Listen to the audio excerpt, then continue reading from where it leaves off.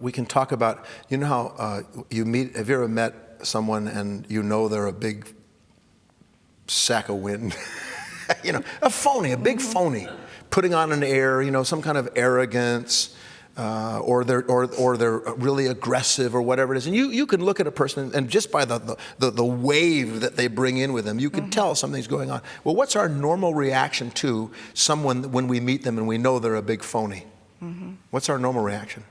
Well, you want to put them down. You pounce them. Yeah. If you either pounce them with your mind so they can't see it, because if you want something from them, you're going to try to keep the relationship going. But if you don't pounce them with your mind, then you surely have a negative reaction to them, even though you may be able to socially mask it.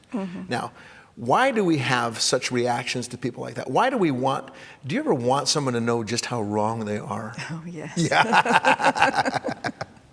Isn't that true? You know, man, what do I have to do so I know he's wrong? And it's one of the most painful feelings in the world. It is one of the most, you know why? Because you're stepping in and trying to be a power instead of letting principle do its work. And what's the principle here? The principle is that all pretense punishes the pretender. If you've ever pretended anything in your life, you're afraid. You walk up, you're trying to carry it off, you know, you're trying to look good. You're a wreck.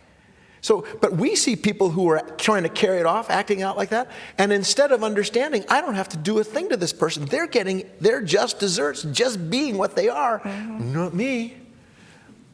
And what happens is that when we try to punish a pretender, we actually cement in that person's mind the further need to continue their pretense. Because now they want to protect themselves from us. Right. If we don't do that and let the pretense that's present in the person be the punishment that it is, the eternal laws of justice produce in that person the possibility of seeing that this is not necessary and it's hurting me. And we, most importantly of all, are freed from trying to correct the world or the people in it. So whatever our nature is in the moment is our punishment or our reward. Absolutely. And justice is swift. And it's not up to us to try to make sure that somebody else receives justice. You know what, I think we have to throw away that idea, because in one respect, justice is obviously swift. But more important than thinking, is that person going to get their justice? Am I willing to be present enough to myself to see that I don't want to be unjust to myself by embracing a negative state?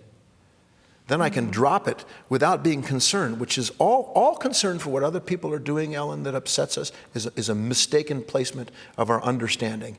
And in the long run, our understanding is our nature. We receive moment to moment what we perceive, and we perceive according to the way our mind is set up. Change the understanding. This is what Christ talked about, metanoia, a new mind. Change the mind, change the heart, change the life. Thank you, Guy. Yeah. You've been watching a fireside chat with best-selling inner life author Guy Finley. I'm Dr. Ellen Dickstein. Thanks for joining us.